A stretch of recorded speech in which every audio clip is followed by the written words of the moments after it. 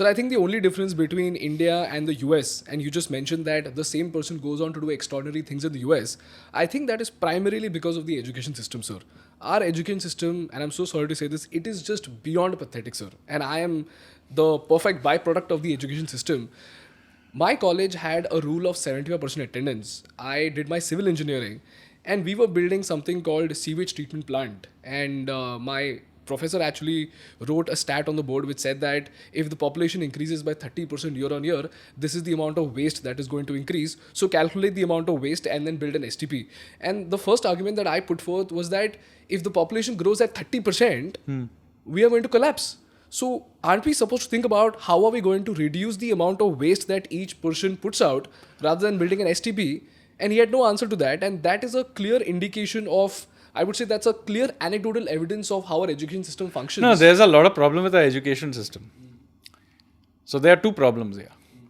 Is a lack of performance due to education system alone? And two, should we improve the education system? I think the two should be separated. Okay. The reason is, you see what happens is this debate otherwise goes into the following. Let's fix the education system and then we will get growth. Actually, this is not how the world has functioned. Okay. China grew with bad education system. Most of the guys who created these great companies are not very well educated. Please go and meet the average Chinese billionaire. He's not very well educated. Dhirubhai Ambani was not as well educated as his descendants are, but he created. So first of all, this whole idea that we know first we have to improve our education system, then at some point, I'm sorry, if you go back and look at all the great companies of today in America with that great education system, okay, let me tell you, Bill Gates, college dropout, Zuckerberg, college dropout, you have many of the guys today may have an undergraduate degree, So the point I'm making is that first of all, this is part of that poverty of aspiration that we have, is that we will do only after finishing a PhD can you do some great thing. No, that is the wrong way of thinking about it. In fact, that is some part of our colonization of being clerks. That you can only do great things if you remain within the nice British education system and work your way up, grade 1 to grade 2 clerk and so on. So this is part of that problem. So please, I'm all for improving the education system, but let us please separate this from the need to get on with a more innovative economy, more risk-taking, all of this is a cultural issue. It is not an education issue. Okay? So So I want to make this clear, because otherwise we go into this circular thing. However, we do need to improve our education system because there are benefits from that too. Here, I would say, we could spend the next 30, 40 years trying to fix each college. I think it's too difficult to do this. My own view is that the way we deliver education worldwide, not just in India, is already too outdated. It's a 19th century idea of giving lectures.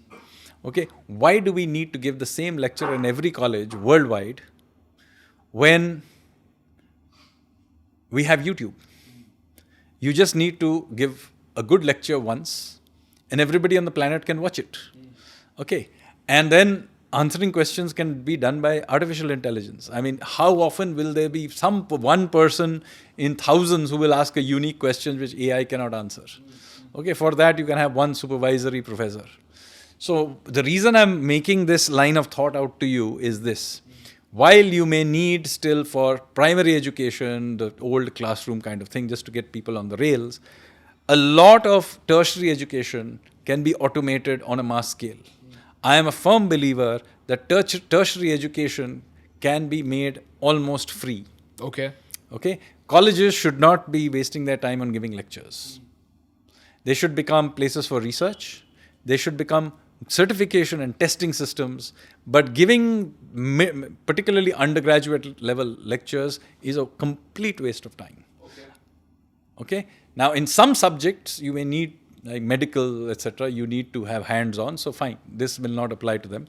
But I can't see why my subject, economics, cannot be completely automated except for special projects. So you go to college, you do some special projects, maybe a few testing, and what happens then is you can dramatically expand the amount of people who study these subjects, infinitely, in fact.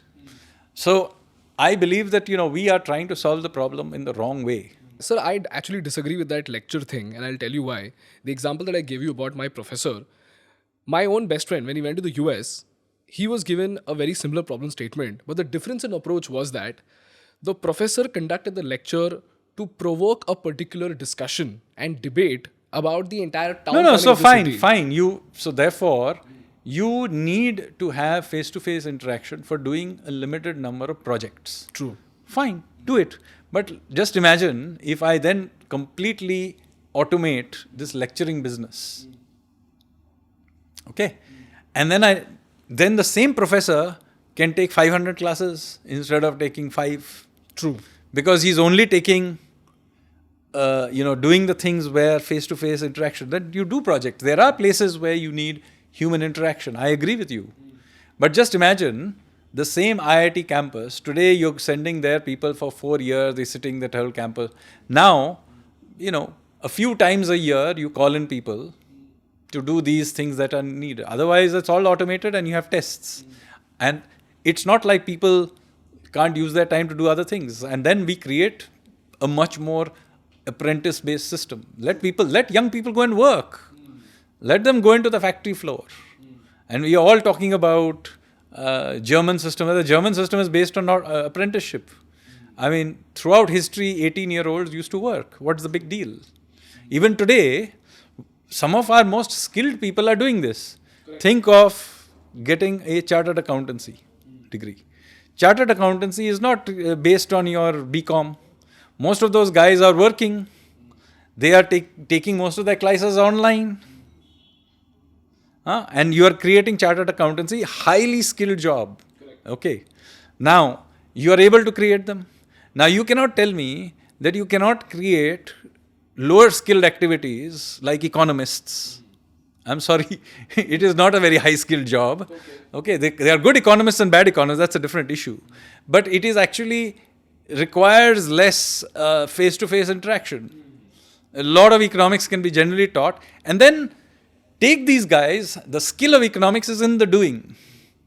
Put them into think tanks. Put them into policy making. Put them in financial markets. Okay, no amount of lecturing will teach you economics better than having your fingers burnt in a market crash. Let me tell you this. So you're saying that, sir, we have to strike a perfect balance between automation, thought-provoking lectures, and apprenticeship, which will give the student... Yes. So now the point I'm making is the model I'm saying is actually cheaper. The guy is working. He's spending less time doing useless lectures, which he can anyway do online. In fact, why does he even have to listen to his college lecturer? He can listen to the best in the world. So why haven't we done this in the past 10 years? No. There are two reasons for it. One is it was not possible till relatively recently. It takes some time for systems to catch up. The second is, as with any innovation, the incumbents of the system will resist it. So today's academia is not going to be deeply happy about this any more than lawyers are going to be happy with AI-driven legal systems, or in the past, I mentioned, the clerks in Kolkata being deeply unhappy about introduction of computerization. The same thing will happen here. The difference is that obviously academia has much greater control over narrative building. So they are going to resist this. But I'm telling you, this is the future. Hi guys, thank you so much for watching the Indian Business Podcast. If you find value in our work, please hit that subscribe button, because for you it might be a zero effort task, but for us, that subscriber count is an important instrument to get great guests to our podcast and to make this podcast better for you. So if you find value, please subscribe.